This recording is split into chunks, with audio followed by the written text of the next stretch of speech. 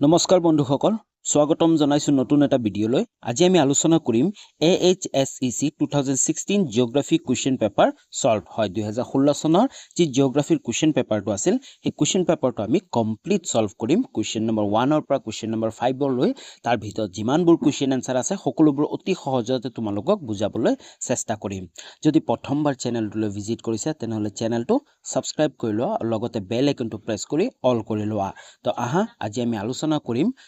2016 Geography question paper.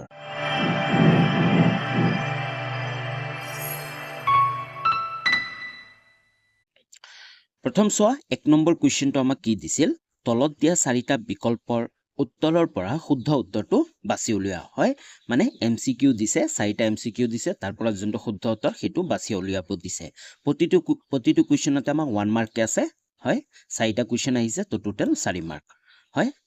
সোয়া এ number কোৱেশ্চনটো আমাক কি দিছে তলত দিয়া কোনখন মহাদেশৰ জনসংখ্যাৰ বৃদ্ধি সৰ্বাধিক হয় জনসংখ্যাৰ বৃদ্ধি সৰ্বাধিক হয় জনসংখ্যা সকলোতকৈ বেছি জনসংখ্যা কোনখন মহাদেশৰ কথা কোৱা নাই যদি মহাদেশৰ কথা কল হয় তেনলে আমি সকলোৱে জানো এছিয়া হল কিন্তু আমাক খুদিছে যে কোনখন মহাদেশৰ জনসংখ্যা বৃদ্ধি সৰ্বাধিক অপচন কিটা সোয়া এছিয়া উত্তৰ আমেৰিকা আফ্ৰিকা আৰু ইউৰোপ হয় উত্তৰটো সোৱাৰ আগতে তোমালোকে যদি জানা কমেন্ট কৰি জনাই দিব পাৰা ইয়াৰ শুদ্ধ উত্তৰটো কি হ'ব অপচন নম্বৰ 3 টো হ'ব আফ্ৰিকা হয় যে আফ্ৰিকা মহাদেশ আছে এই আফ্ৰিকা মহাদেশৰ জনসংখ্যাৰ বৃদ্ধিৰ যি হাৰ আছে সেই হাৰ বাকি কিটা মহাদেশতকৈ সৰ্বাধিক মনত ৰাখিবা নেক্সট কোৱেশ্চন লাগবাহু নেক্সট কোৱেশ্চনটো সব বি নম্বৰ কোৱেশ্চনটো আমাক কি দিছে তলত দিয়া কোনখন ৰাষ্ট্ৰত লিংগ অনুপাত পৃথিৱীৰ ভিতৰত সৰ্বাধিক হয় লিংগৰ অনুপাত পৃথিৱীৰ ভিতৰত সৰ্বাধিক আমি ইয়াৰ পিছতো এটা কোৱেশ্চন আছে লিংগ অনুপাত কাক বোলে হেতু আমি ভালকে বুজি লম তো অপচন কিটা সোয়া ফ্ৰান্স জাপান লাটভিয়া ভাৰত ইয়াৰ শুদ্ধ উত্তৰটো কি হ'ব অপচন নম্বৰ 3 টো হ'ব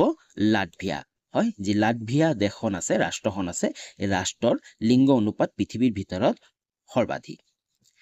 নেক্সট কোৱেশ্চনটো সোয়া সি নম্বৰ কোৱেশ্চনটো আমাক কি দিছে তলত দিয়া কোনখন ৰাজ্যত প্ৰধান তৈল ক্ষেত্ৰসমূহ অৱস্থিত অপচন কিটা সোয়া ৰাজস্থান বিহাৰ তামিলনাডু অসম ইয়াৰ শুদ্ধ উত্তৰটো কি হ'ব অপচন নম্বৰ 4 টো হ'ব অসম হয় অসম ৰাজ্যত প্ৰধান তৈল ক্ষেত্ৰসমূহ অৱস্থিত নেক্সট কোৱেশ্চনটো সোয়া ডি নম্বৰ কোৱেশ্চনটো আমাক কি দিছে তলত দিয়া নদীসমূহৰ পৰা অতি প্ৰদূষিত নদীখন বাছি উলিওৱা হয় আমাক চাৰিটা নদীৰ অপচন দিছে আৰু এই অপচন কিটাৰ ভিতৰত কোনটো নদী সকলোতকৈ বেছি প্ৰদূষিত হেতু নদীৰ নাম লিখিব দিছে অপচন কিটা সোয়া যমুনা ব্ৰহ্মপুত্ৰ শতদ্ৰু গোদাবৰী ইয়াৰ শুদ্ধ উত্তৰটো কি হ'ব অপচন নম্বৰ 1 টো হ'ব যমুনা নদী হয় বা যিমানবোৰ নদী আছে এই নদীবোৰৰ ভিতৰত যমুনা নদী আটাইতকৈ বেছি প্ৰদূষিত নদী ওকে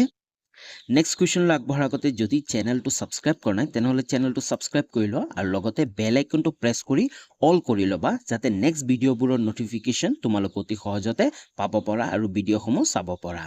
আগন্তুক যি তোমালোকৰ 2025 এছএছ ফাইনেল এক্সাম আহি আছে অলৰেডি তোমালোকৰ ৰুটিন ওলালে আৰু বেছি দিন নাই তো তাৰ কাৰণে এই চেনেলটো তোমালোকে কিছুমান বিশেষ সুবিধা পাবা যদি হে জিওগ্ৰাফি সাবজেক্টটো তোমালোকৰ আছে বা তোমালোকৰ বন্ধু বান্ধৱী সকলৰ আছে সকলোলৈ ভিডিঅ'টো শেয়াৰ কৰি দিবা তোমালোকে কি সুবিধা পাবা সুবিধাবোৰ চাই লোৱা ক্লাস 12 জিওগ্ৰাফি সলিউশন 2025 2025 ৰ কাৰণে জিওগ্ৰাফিৰ কমপ্লিট সলিউশন খিনি পাবা সকলো প্ৰশ্নৰ উত্তৰবোৰ তোমালোকে পাবা অলৰেডি মই গোটেইকিটা চেপ্টাৰৰে ভিডিঅ বনালো তাৰ ইম্পৰ্টেন্ট কোৱেশ্চন আগৰ বছৰত অহা কোৱেশ্চন গোটেইখিনি ভিডিঅ বনালো তোমালোকে চেনেলটো ভিজিট কৰিও চাব পাৰা নাইবা ডেসক্ৰিপচনৰ প্লেলিষ্টবোৰৰ লিংক থাকিব তোমালোকে প্ৰতিটো ভিডিঅ চাব পাৰা লগতে প্ৰিভিয়াস ইয়াৰ কোৱেশ্চন পেপাৰ উইথ সলিউশন আগৰ বছৰ যিমানবোৰ কোৱেশ্চন পেপাৰ আছিল অলৰেডি মই 2020 আৰু 2018 আৰু 2016 ৰ ভিডিঅ কোৱেশ্চন পেপাৰৰ ভিডিঅসমূহ অলৰেডি দিলো আৰু দি আছো তোমালোকে কমেন্ট কৰিও জনাব পাৰা যে তোমালোকক নেক্সট কোন ইয়াৰৰ ভিডিঅ লাগে লগতে তোমালোকে পাবা প্ৰিভিয়াস ইয়াৰ কোৱেশ্চন পেপাৰ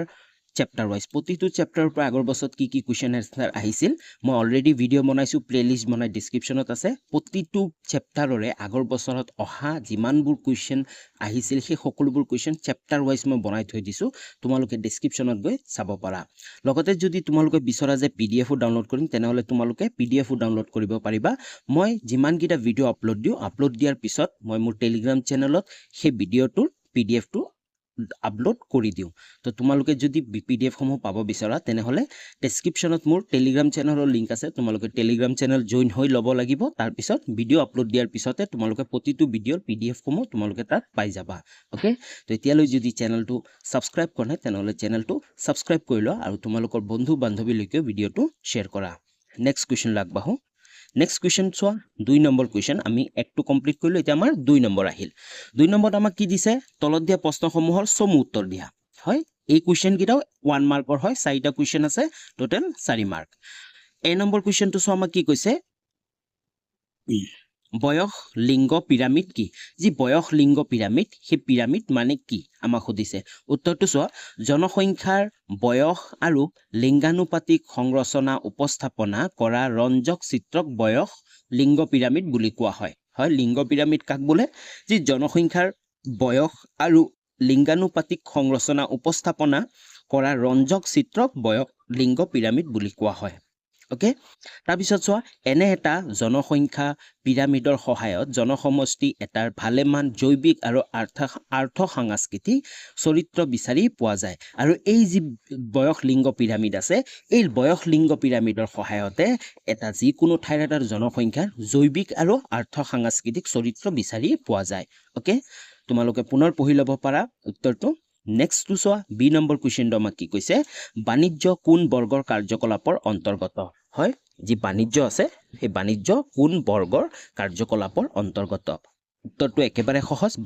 বাণিজ্য হল তৃতীয় শ্ৰেণীৰ কাৰ্যৰ অন্তৰ্গত নেক্সট কোৱেশ্চনটো চোৱা সি নম্বৰ কোৱেশ্চনটো আমাক কি কৈছে মানিক কি হয় উত্তৰটো চোৱা মানিক হল খনিজ সম্পদ হয় মানিক কি মানিক হল এবিধ খনিজ সম্পদ তাৰ পিছত চোৱা কি কৈছে ভূগোলক খনিজ সম্পদে ভূতাত্ত্বিক অৰ্থৰ খনিজসমূহৰ উপৰিও খনিৰ পৰা উৎযান কৰা ইন্ধন দ্ৰব্যসমূহকো সামৰি লয় আৰু যিবোৰ ইন্ধন দ্ৰব্যসমূহ আছে সেইবোৰকো সামৰি লয় আৰু মানিক কি হয় মানিক হল এবিধ খনিজ সম্পদ বুজি পালা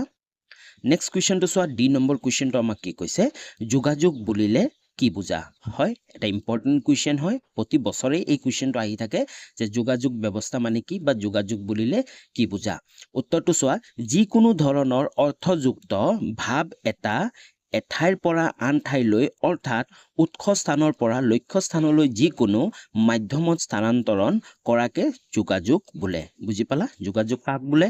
যিকোনো এটা অৰ্থযুক্ত ভাৱ হয় অৰ্থযুক্ত ভাৱ এটা এঠাইৰ পৰা আন ঠাইলৈ যেতিয়া কি কৰে ই গতি কৰে বা উৎস স্থানৰ পৰা লক্ষ্য স্থানলৈ যিকোনো মাধ্যমৰ সহায় লৈ যিকোনো মাধ্যমেৰে যোগাযোগ কৰে যোগাযোগ স্থাপন কৰে তাকে কি বুলি কোৱা হয় যোগাযোগ ব্যৱস্থা বা যোগাযোগ বুলি কোৱা হয় যেনে আমি ফোন কল ইউজ কৰো হয় নাই আমি যিকোনো এটা ঠাইৰ পৰা আন এটা ঠাইলৈ দূৰণি ঠাই এটালৈ কি কৰো ফোন কল কৰিব পাৰো এইটো ফোন কল এটা কি যোগাযোগ ব্যৱস্থা হয় ওকে বুজি পালা নেক্সট কোৱেশ্চন লাগবাহো নেক্সট কোৱেশ্চনটো হল 3 নম্বৰ কোৱেশ্চন আমি 1 আৰু 2 টো কমপ্লিট কৰিলো 3 নম্বৰ কোৱেশ্চনটো আমাক কি কৈছে চমু উত্তৰ দিয়া হয় উত্তৰসমূহ আমি চমুকে দিব লাগিব প্ৰতিটো কোৱেশ্চনতে আমাক 2 মাৰ্ক আছে আৰু 10টা কোৱেশ্চন আছে টোটাল আমাৰ 20 মাৰ্ক বুজি পালা প্ৰথম কোৱেশ্চনটো চোৱা এ নম্বৰ কোৱেশ্চনটো আমাক কি কৈছে মানৱ ভূগোলৰ দুটা উপশাখাৰ নাম লিখা হয় উত্তৰটো চোৱা মানৱ ভূগোলৰ দুটা উপশাখা হল কৃষি ভূগোল আৰু ৰাজনৈতিক ভূগোল হয় যি মানৱ ভূগোলৰ যদি আমি পঢ়িব যাওঁ মানৱ ভূগোলৰ আমি উপশাখাবোৰ যেনেকুৱা আছে কি কৃষি ভূগোল আৰু ৰাজনৈতিক ভূগোল আমি ইয়াৰ বিষয়ে পঢ়িব লাগে হয় এগ্ৰিকালচাৰ জিঅগ্ৰাফি আৰু পলিটিক্যাল জিঅগ্ৰাফিও আমি পঢ়িব লাগে আৰু এই দুটা উপশাখা কাৰ আণ্ডাৰত আহে মানৱ ভূগোল হিউম্যান জিঅগ্ৰাফিৰ আণ্ডাৰত আহে হয় নেক্সট কোৱেশ্চন চোৱা বি নম্বৰ কোৱেশ্চনটো আমাক কি কৈছে বি নম্বৰটো আমাক কৈছে মানুহৰ দুটা দ্বিতীয় কাৰ্যকলাপৰ নাম লিখা হয় মানুহৰ দুটা দ্বিতীয় কাৰ্যকলাপৰ নাম লিখিব দিছে যদি তোমালোকে নাজানা যে দ্বিতীয় কাৰ্যকলাপ কি প্ৰথমে আমি প্ৰাথমিক কাৰ্যকলাপৰ কথা জানিব লাগিব প্ৰাথমিক কাৰ্যকলাপ কি মানুহে যিবোৰ কাম ডাইৰেক্টলি প্ৰকৃতিৰ পৰা আহৰণ কৰে যেনে ফলমূল আহৰণ কৰে হয় গছৰ পৰা খেতি কৰে হয় ডাইৰেক্টলি প্ৰকৃতিৰ পৰা আহৰণ কৰে সেইবোৰ কাৰ্য কি বুলি কোৱা হ'ব প্ৰাথমিক কাৰ্য বুজি পালা যেনেকৈ চিকাৰ কাৰ্য এটা কি প্ৰাথমিক কাৰ্য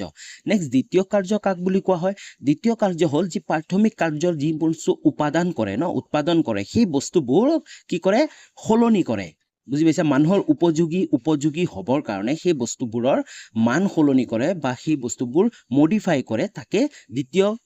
দ্বিতীয় কাৰ্যকলাপ বুলি কোৱা হয় যেনে চোৱা উদাহৰণ আমাক কাৰ্যকলাপৰ নাম লিখিব দিছে তোমালোকে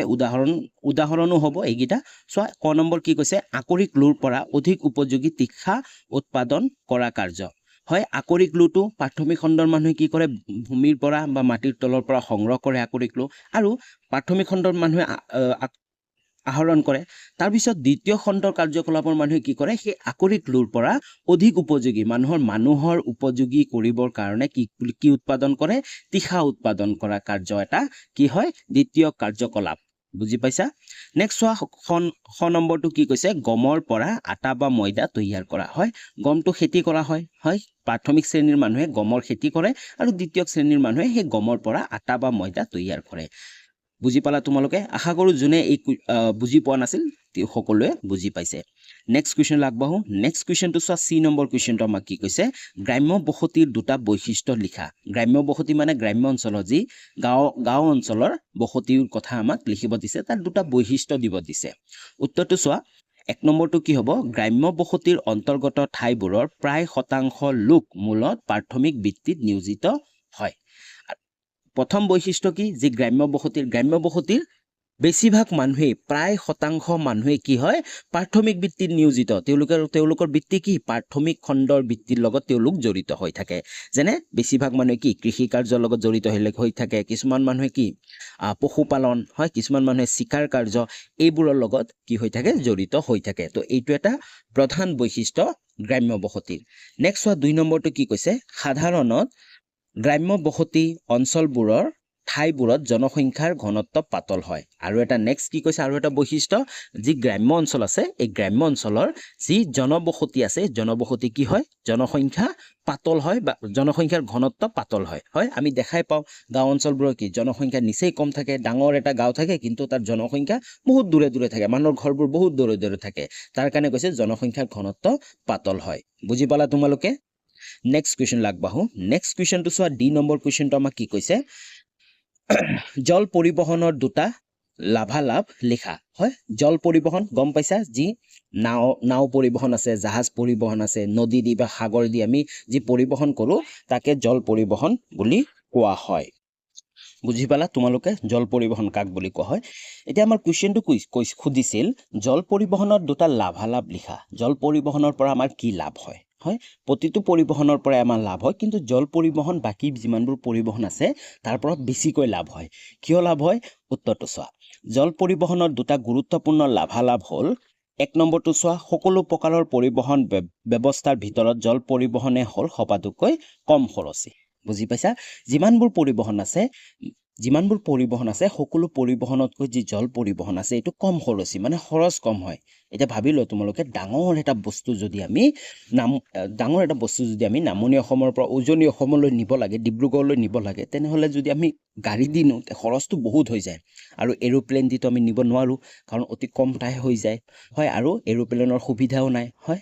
আকাশী পথৰ সুবিধাও নাই তো আমাৰ ওচৰত এটাই অপচন থাকে আমি ব্ৰহ্মপুত্ৰ নদীটো ব্যৱহাৰ কৰিব পাৰো বুজি পাইছা এটা জাস্ট উদাহৰণ দিছো তোমালোকে তো এই যি জাহাজেৰে আমি বস্তু এটা স্থানান্তৰ কৰো এইটো কি হয় কম খৰচী হৈ যায় নেক্সট 2 নম্বৰটো চোৱা কি কৈছে গধুৰ বয় বস্তু কঢ়িওৱাৰ ক্ষেত্ৰত জল পৰিবহন হ'ল আটাইতকৈ সুবিধাজনক বুজি পাইছা গধুৰ বস্তু এটা ডাঙৰ ইণ্ডাষ্ট্ৰি যিমানবোৰ মেচিনবোৰ আছে সেই যিমানবোৰ মেচিন বিদেশৰ পৰা আহে সকলো কি আহে এই জাহাজৰ দ্বাৰা আহে এৰোপ্লেনত আনিব নোৱাৰে পসিবল নহয় কাৰণ গধুৰ হৈ যায় আৰু ৰাস্তা ঘাটটো সুবিধা নাই কাৰণ এখন মহাদেশৰ পৰা আন এখন দেশৰ মাজতো ৰাস্তা নাই মাজত সাগৰ আছে তো এটাই ব্যৱস্থা আছে যে জল পৰিবহন ব্যৱহাৰ কৰা বুজি পাইছা তো তাৰ কাৰণে জল পৰিবহন হ'ল আটাই যিমানবোৰ আছে পৰিবহন ব্যৱস্থা তাতকৈ কম খৰচী আৰু সুবিধাজনক বুজি পালা তোমালোকে নেক্সট কুৱেশ্যন আগবাঢ়ো নেক্সট কুৱেশ্যনটো চোৱা ই নম্বৰ কুৱেশ্যনটো আমাক কি দিছে ব্ৰহ্মপুত্ৰ নদীৰ উত্তৰ পাৰত মিলিত হোৱা দুটা প্ৰধান উপনৈৰ নাম লিখা এইটো নদীৰ দীৰ্ঘইকাৰ হ'ব ব্ৰহ্মপুত্ৰ নদীৰ উত্তৰ পাৰৰ কথা কৈছে উত্তৰ পাৰত মিলিত হোৱা দুটা প্ৰধান উপনৈৰ নাম লিখিব দিছে উত্তৰটো চোৱা ব্ৰহ্মপুত্ৰ অসমৰ সবাতোকৈ বৃহৎ নদী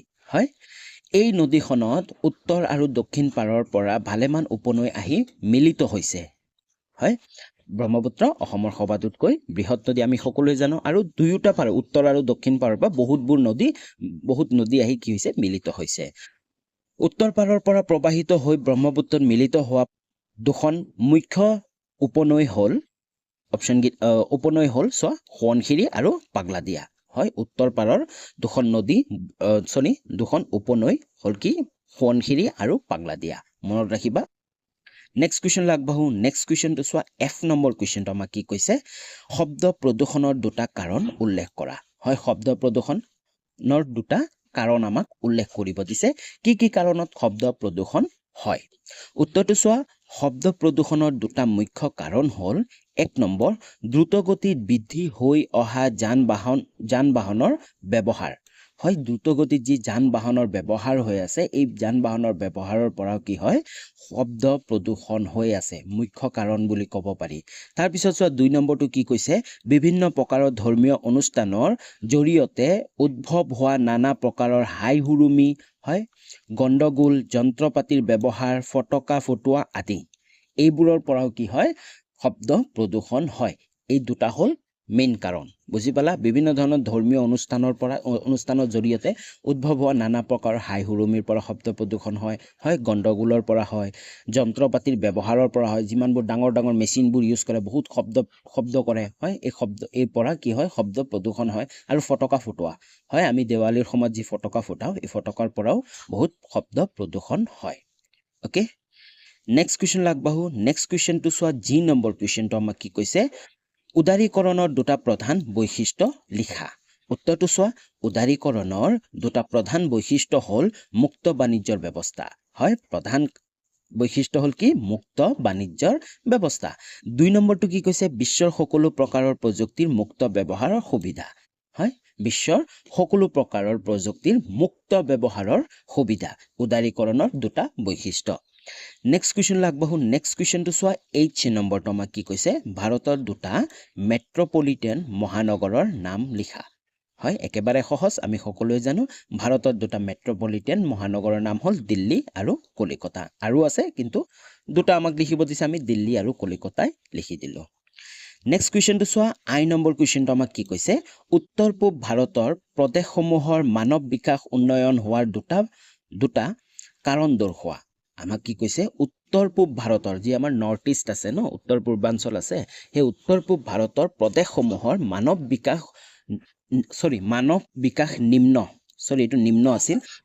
বিকাশ নিম্ন হোৱাৰ দুটা কাৰণ দৰ্শোৱা হয় আসলতে আমাৰ যি উত্তৰ পূব ভাৰতৰ যি ৰাজ্যসমূহ আছে এই ৰাজ্যসমূহত যি মানৱ বিকাশ এটো বহুত নিম্ন হয় তো সেই কাৰণে আমাক খুজিছে কি কাৰণে নিম্ন হোৱাৰ দুটা কাৰণ দৰ্শাব দিছে উত্তৰটো চোৱা ক নম্বৰটো কি হ'ব অনুন্নত শিক্ষা ব্যৱস্থা হয় প্ৰধান কাৰণে হ'ল অনুন্নত শিক্ষা ব্যৱস্থাৰ কাৰণে যি মানৱ বিকাশ নিম্ন হোৱা দেখা যায় আৰু লগতে নিম্ন মানৰ জনমূৰি আয় হয় নিম্ন মানৰ জনমূৰি আয়ৰ কাৰণে নিম্ন হোৱা দেখা যায় বুজি পালা তোমালোকে নেক্সট কুৱেশ্যন আগবাঢ়ো নেক্সট কুৱেশ্যনটো চোৱা জে নম্বৰটো যোনটো আমি MCQত কৈছিলো যে লিংগ অনুপাত কি হয় এইটো আমি পিছত বুজিম তো জে নম্বৰ কুৱেশ্যনটো আমাক সুধিছিল যে লিংগ অনুপাত কেনেদৰে নিৰ্ণয় কৰা হয় হয় লিংগ অনুপাত কাক বুলি কোৱা হয় ইয়াৰো এনসাৰটো মই লিখি দিছো লিংগ অনুপাত কাক বুলি কোৱা হয় আৰু কেনেকৈ নিৰ্ণয় কৰা হয় এইটো তোমালোকে ভালকে চাই লোৱা উত্তৰটো চোৱা লিংগ অনুপাত মানে প্ৰতি 1000 পুৰুষৰ বিপৰীতে পোৱা নাৰীৰ সংখ্যা বুজি পাইছা লিংগ অনুপাত মানে হ'ল প্ৰতি 1000 পুৰুষৰ বিপৰীতে কিমানজন নাৰী আছে সেই যোনটো ক্যালকুলেশন যেটো আমি উত্তৰটো লাও তাকে কি বুলি কোৱা হয় লিংগ অনুপাত বুলি কোৱা হয় বুজি পাইছা লিংগ অনুপাত তলত দিয়া ধৰণে নিৰ্ণয় কৰা হয় লিংগ অনুপাত কেনেকৈ নিৰ্ণয় কৰা হয় এই যে ফৰ্মুলাটো আছে এই ফৰ্মুলাটোৰ দ্বাৰাই নিৰ্ণয় কৰা হয় প্ৰথমতে আমাৰ কি লাগিব আমি ডাটা কালেকশন কৰিব লাগিব সৰ্বমুঠ নাৰীৰ সংখ্যা আমাক লাগিব হয় কিমানজন নাৰী আছে আৰু লগতে সৰ্বমুঠ পুৰুষৰ সংখ্যা লাগিব হয় পুৰুষৰ সংখ্যা কিমান আছে এই দুটা আমি কি কৰিম হৰণ কৰি এখৰে যেতিয়া আমি পূৰণ কৰিম আমি যোনটো উত্তৰ পাম সেইটো হ'ব কি সেই ঠাইখনৰ বা সেই দেশখনৰ লিংগ অনুপাত বুজি পাইছা লিংগ অনুপাত কাক বুলি কোৱা হয় আৰু লিংগ অনুপাত কেনেদৰে নিৰ্ণয় কৰা হয় ওকে কৰিম কোৱেশ্চন নম্বৰ 4 টো আমাক কি কৈছে চোৱা তলত দিয়া প্ৰশ্নসমূহৰ প্ৰতিটোৰ উত্তৰ 100টা শব্দৰ ভিতৰত দিয়া হয় প্ৰতিটো কোৱেশ্চনতে আমাক 3 মাৰ্ক আছে 9টা লিখিব লাগে টোটাল 27 মাৰ্ক ওকে তো কোৱেশ্চন নম্বৰ A টো আমাক কি দিছে চোৱা জনসংখ্যা বৃদ্ধিত বিজ্ঞান আৰু প্ৰযুক্তিবিদ্যাই কিদৰে সহায় কৰে হয় প্ৰশ্নটো পঢ়িলে আমি বুজি পাম যে জনসংখ্যা বৃদ্ধি মানে কি তোমালোকে প্ৰথমত লিখিব লাগিব যে আচলতে জনসংখ্যা বৃদ্ধি মানে কি তাৰ পিছত তোমালোকে লিখিবা যে বিজ্ঞান আৰু প্ৰযুক্তিবিদ্যাই কিদৰে জনসংখ্যা বৃদ্ধিত সহায় কৰিছে ওকে তো উত্তৰটো চোৱা এটা নিৰ্দিষ্ট সময়ৰ ব্যৱধানত নিৰ্দিষ্ট চাৰিসীমাৰ ভিতৰত ঘটা অধিবাসীৰ সংখ্যাৰ বৃদ্ধিকে জনসংখ্যা বৃদ্ধি বুলি কোৱা হয় বুজি পালা এটা নিৰ্দিষ্ট সময়ৰ ব্যৱধানত নিৰ্দিষ্ট চাৰিসীমাৰ ভিতৰত যিকোনো অধিবাসীৰ সংখ্যা যেতিয়া বৃদ্ধি হয় ন এই বৃদ্ধি হোৱাকে আমি কি বুলি ক'ম জনসংখ্যা বৃদ্ধি বুলি ক'ম তাৰপিছত চোৱা জনসংখ্যা বৃদ্ধিৰ বিভিন্ন কাৰণসমূহৰ ভিতৰত বিজ্ঞান আৰু প্ৰযুক্তিবিদ্যাৰ উন্নতি অন্যতম হয় জনসংখ্যাৰ বৃদ্ধিৰ বিভিন্ন ধৰণৰ কাৰণ আছে সেই কাৰণবোৰৰ ভিতৰতো যে বিজ্ঞান আৰু প্ৰযুক্তিবিদ্যা ই এটা অন্যতম কাৰণ তাৰপিছত চোৱা পূৰ্বতে মহামাৰী বা অন্যান্য সংক্ৰামক বেমাৰৰ কবলত পৰি বহুতো মানুহ মৃত্যুৰ মুখত পৰিছিল হয় পূৰ্বতে আমি আগতে আমি শুনা পাইছোঁ আমাৰ ককা আইতাৰ পৰা শুনা পাইছোঁ যে আগতে অমুক বেমাৰ এটা হৈছিল বহুত মানুহ মৰিছিল হয়নে তো আগতে এনেকুৱা হৈছিল যে পূৰ্বতে মহামাৰী বা অন্যান্য সংক্ৰামক বেমাৰৰ কবলত পৰি বহুতো মানুহ মৃত্যুৰ মুখত পৰিছিল কিন্তু এতিয়া চোৱা কিন্তু বিজ্ঞান আৰু প্ৰযুক্তিবিদ্যাৰ উন্নতিয়ে বিভিন্ন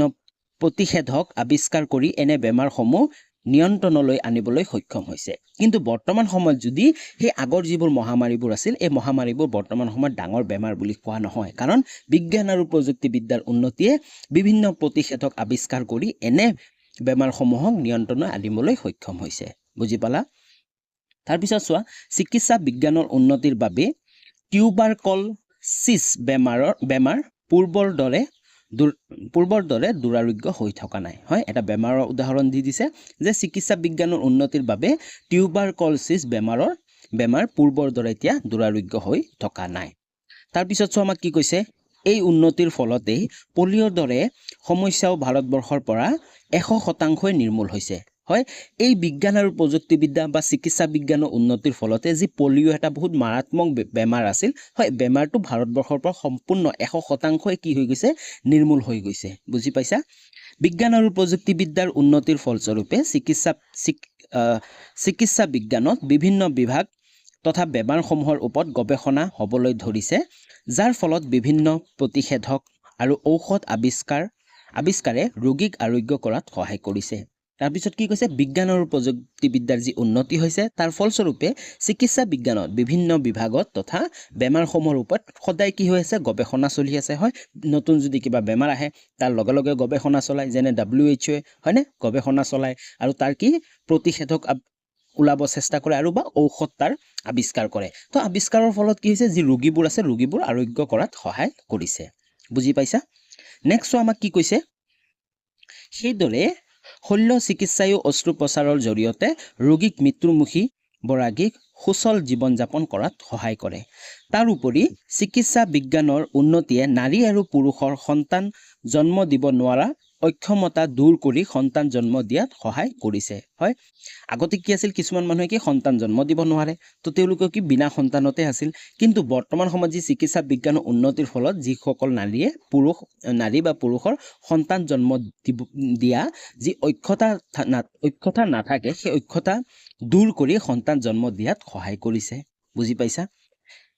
এনেদৰে বিজ্ঞান আৰু প্ৰযুক্তিবিদ্যাৰ উন্নতিয়ে মানুহৰ মৃত্যুৰ হাৰ হ্ৰাস কৰি আৰু মানুহৰ অক্ষমতা দূৰ কৰি জনসংখ্যা বৃদ্ধিত সহায় কৰিছে হয়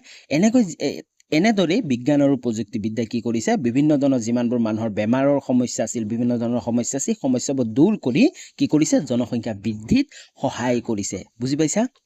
আৰু এই বিজ্ঞান আৰু প্ৰযুক্তিবিদ্যা এটা মোষ্ট ইম্পৰ্টেণ্ট কাৰণ বৰ্তমান সময়ত জনসংখ্যা অধিক মাত্ৰাত বৃদ্ধি হোৱা বুজি পাইছা বুজি পালা তোমালোকে নেক্সট কুৱেশ্যন আগবাঢ়ো নেক্সট কুৱেশ্যনটো চোৱা বি নম্বৰ কুৱেশ্যনটো আমাক কি কৈছে অঘৰী পশুপালন আৰু বাণিজ্যিক পশুপালনৰ মাজত পাৰ্থক্য নিৰূপণ কৰা হয় আমাক কৈছে যে অঘৰী পশুপালন আৰু বাণিজ্যিক পশুপালন আচলতে এই দুটা শব্দ শুনা পালে আমি গম পাম যে অঘৰী পশুপালন কি যি পশুপালন নিৰ্দিষ্ট এটা ঠাইত কৰা নহয় ঘূৰি ফুৰি কৰা হয় হয়নে আৰু বাণিজ্যিক পশুপালন কি যি বাণিজ্যৰ কাৰণে কৰা হয় বিশেষ এটা প্ৰজাতিৰ জন্তু পশুপালন কৰা হয় আৰু এটা নিৰ্দিষ্ট ঠাইত কৰা হয় বুজি পাইছা তো আমি উত্তৰটো চাওঁ অঘৰী পশুপালন আৰু বাণিজ্যিক পশুপালনৰ পাৰ্থক্য ক নম্বৰটো চোৱা আমাক কি কৈছে অঘৰী পশুপালন ব্যৱস্থাত পশুপালকসকলে পশুসমূহৰ খাদ্যৰ সন্ধানত এঠাইৰ পৰা আন ঠাইলৈ প্ৰব্ৰজন কৰিব লগা হয় হয় যি অঘৰী পশুপালন আছে সেই ব্যক্তিসকলে কি খাদ্যৰ সন্ধানত এটা ঠাইৰ পৰা আন এটা ঠাইলৈ কি কৰিব লগা হয় তেওঁলোকে প্ৰব্ৰজন কৰিব লগা হয় আনহাতে বাণিজ্যিক পশুপালন ব্যৱস্থাত পশুসমূহক একডোখৰ ঠাইত লালন পালন কৰা হয় মই ক'লোৱে আনহাতে যিবোৰ বাণিজ্যিক পশুপালন আছে সেই সকল ব্যক্তিয়ে কি কৰে পশুসমূহক এটা নিৰ্দিষ্ট ঠাইতে লালন পালন কৰে খ নম্বৰটো কি কৈছে চোৱা খ নম্বৰটো কৈছে অঘৰী পশুপালন ব্যৱস্থাত নিৰ্দিষ্ট এটা অৱস্থানৰ ঘাঁহ বনবোৰ অতি কম দিনৰ ভিতৰতে তৃণভোজী জন্তুৰ বৃহৎ পাল একোটাই খাই শেষ কৰাৰ ফলত সেই ঠাইত জন্তুসমূহৰ খাদ্যৰ অভাৱ ঘটে বুজি পাইছা যেহেতু তেওঁলোকে কি কৰে অঘৰী পশুপালন কৰে হয় বিভিন্ন ঠাই ঘূৰি ফুৰে তো এটা ঠাইত যিমানবোৰ তৃণভোজী যিবোৰ ঘাঁহ বনবোৰ আছে গোটেইবোৰ তৃণভোজী জন্তুৱে খাই শেষ কৰি পেলায় আৰু শেষ হৈ গ'লে তেওঁলোকে কি কৰিব সেই ঠাইটো এৰি বেলেগ এটা ঠাইলৈ প্ৰব্ৰজন কৰিব কিন্তু আনহাতে কি কৈছে বাণিজ্যিক পশুপালন ব্যৱস্থাত বিস্তীৰ্ণ অঞ্চলব্যাপী উন্নতমানৰ তৃণভূমি একোখন কেইবাটাও ভাগত বিভক্ত কৰি বেৰি লোৱা হয় আনহাতে যিবোৰ বাণিজ্যিক পশুপালন আছে তাত কি হয় ডাঙৰ এটা ঠাই বেৰি লোৱা হয় হয় উন্নতমানৰ তৃণভূমি এডোখৰ ঠাইত তাৰপিছত কি কৈছে এনে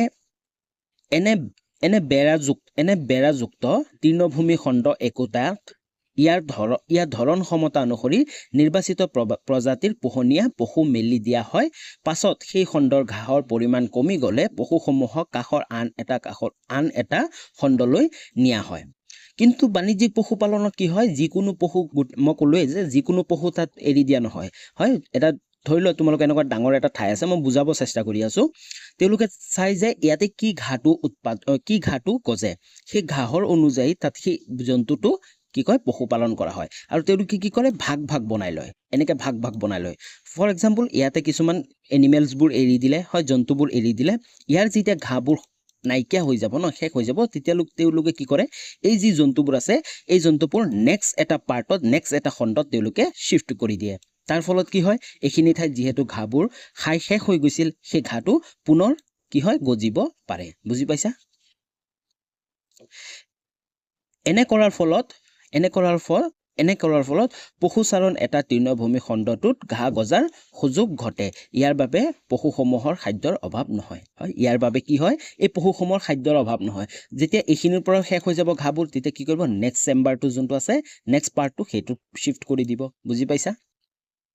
ওকে তাৰপিছত কি কৈছে চোৱা গ নম্বৰটো এইটো গৈ হৈ গ'ল গ নম্বৰটো চোৱা অঘৰী পশুপালন ব্যৱস্থাত বিভিন্ন ধৰণৰ বৃহৎ সংখ্যক তৃণভোজী প্ৰাণীক একেলগে পালন কৰা হয় যি অঘৰী পশুপালন আছে তাত কেৱল এটা জন্তু নহয় তৃণভোজী যিমানবোৰ প্ৰাণী আছে পাৰিলে গোটেইবোৰ প্ৰাণী গৰুও থাকিব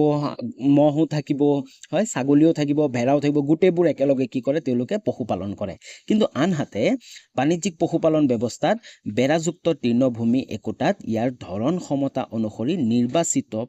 এটি প্ৰজাতিৰ প্ৰাণীৰ লালন পালন কৰা হয় আনহাতে যি বাণিজ্যিক পশুপালন আছে এই বাণিজ্যিক পশুপালনৰ সেই ঠাইডোখৰৰ কিমান গুণ আছে সেই ঠাইডোখৰৰ ক্ষমতা অনুযায়ী নিৰ্বাচিত কৰে যে এই প্ৰজাতিৰ প্ৰাণীটোহে ইয়াতে বেষ্ট হ'ব বুজি পাইছা তোমালোকে ওকে তো অঘৰী পশুপালন আৰু বাণিজ্যিক পশুপালনৰ মাজত পাৰ্থক্য যদি কুৱেশ্যনটো আহে তো তোমালোকে লিখিব পাৰিবা মই আশা কৰিছোঁ ওকে নেক্সট কুৱেশ্যন আগবাঢ়ো নেক্সট কুৱেশ্যনটো চোৱা চি নম্বৰ কুৱেশ্যনটো আমাক কি কৈছে পাৰ্বত্য এলেকাত থকা পথ পৰিবহণ সমস্যাসমূহ কি হয় পাৰ্বত্য এলেকা মানে পৰ্বত অঞ্চল বা পাহাৰীয়া অঞ্চলৰ যে পথ পৰিবহণৰ সমস্যাসমূহ কি উত্তৰটো চোৱা পাৰ্বত্য অঞ্চলত পথ পৰিবহণৰ অসুবিধাসমূহ হ'ল বা সমস্যাসমূহ হ'ল ক নম্বৰটো চোৱা পৰ্বতাঞ্চলত পথ নিৰ্মাণ ব্যৱস্থা অতি ব্যয়বহুল হয় যি পাহাৰীয়া ঠাই আছে তাত যদি আমি পথ নিৰ্মাণ কৰিব যাওঁ ন তাত বহুত ব্যয়বহুল বহুত টকা খৰচ হ'ব বুজি পাইছা কাৰণ আমি যিমানবোৰ পথ নিৰ্মাণ কৰাৰ কাৰণে যিমানবোৰ হাইটেক হয় মডাৰ্ণ যিবোৰ টেকন'লজিবোৰ আছে যিমান গাড়ীবোৰ আছে যোনবোৰ দ্বাৰা পথবোৰ নিৰ্মাণ কৰা হয় সেই গাড়ীবোৰ আমি নিব নোৱাৰোঁ কাৰণ কি তাৰ সমস্যাৰ সৃষ্টি হয়নে তাৰ কাৰণে কি বেছিভাগ হিউমেন পাৱাৰ হয় মানুহৰ দ্বাৰাই গোটেইখিনি পথ কি কৰা হয় নিৰ্মাণ কৰিবলৈ চেষ্টা কৰা হয় আৰু সময় বহুত লাগে আৰু ব্যয় বহুত হয় নেক্সট চোৱা খ নম্বৰটো কি কৈছে এনে অঞ্চলত ভূমিস্খলনৰ ফলত বহু সময়ত পথ পৰিবহণ ব্যৱস্থা ব্যাহত হয় হয় এনে অঞ্চলত কি এটা মেইন কাৰণ আছে ভূমিস্খলন হয় মাটি খহি পৰে মাটি খহি পৰাৰ ফলত কি হয় যি পথ পৰিবহন আছে এইটো বন্ধ হৈ যায় কেতিয়াবা তাৰপিছত চোৱা গ নম্বৰটো কি কৈছে পৰ্বত অঞ্চলত পথ পৰিবহন ব্যৱস্থা সাধাৰণে অতি দুৰ্গম হয় কি হয় অতি দুৰ্গম হয় বুজি পালা তোমালোকে চি নম্বৰটো আশা কৰো তোমালোকে পাৰ্বত্য এলেকাৰ থকা পথ পৰিবহনৰ সমস্যাসমূহ তোমালোকে লিখিব পাৰিবা আৰু যদি তোমালোকে বেলেগ কিছুমান সমস্যা লিখিব পাৰা তেনেহলে তোমালোকে লিখিব পাৰা ওকে নেক্সট কুৱেশ্যন লাগবাহু নেক্সট কুৱেশ্যনটো চোৱা ডি নম্বৰ কুৱেশ্যনটো আমাক কি কৈছে বন্দৰ আৰু পোতাশ্ৰয়ৰ মাজত পাৰ্থক্য লিখা হয় ইয়াৰ আগতে মই চেপ্টাৰ যেতিয়া আলোচনা কৰিছোঁ তেতিয়া মই এই কুৱেশ্যনটো ভালকে বুজাইছিলোঁ তোমালোকক যে বন্দৰ আৰু পোতাশ্ৰয়ৰ মাজত পাৰ্থক্য কি চোৱা বন্দৰসমূহত নানাবিধ সা সামগ্ৰী আৰু মানুহ জাহাজত উঠা নমা কৰে হয় বন্দৰ কাক বোলে আচলতে বন্দৰ হ'ল ধৰি লোৱা জাহাজৰ এটা ষ্টেচন বুজি পাইছা জাহাজৰ এটা ষ্টেচন য'ত জাহাজটো আহিব মানুহ উঠিব বা সা সামগ্ৰী উঠিব নানাবিধ সা সামগ্ৰী উঠিব আৰু তাৰ পৰা কি জাহাজটো যাবগৈ এইটো এটা ষ্টেচন বুলি ধৰি লোৱা যেনেকুৱা ৰেলগাড়ী ষ্টেচন তেনেকুৱা জাহাজৰ ষ্টেচনটোক বন্দৰ বুলি কোৱা হয় ষ্টেচন মই ইউজ কৰিছোঁ যাতে তোমালোকে বুজিব পাৰা আনহাতে পোতাশ্ৰয়সমূহ কি হয় পোতাশ্ৰয়সমূহত যাত্ৰী আৰু সা সামগ্ৰী উঠা নমা কৰাৰ উপৰিও সাগৰীয়া জাহাজবোৰ দীৰ্ঘ দিনৰ বাবে ৰখা হয় আনহাতে পোতাশ্ৰয়বোৰ কি হয় যাত্ৰী বা সা সামগ্ৰী উঠা নমা কৰে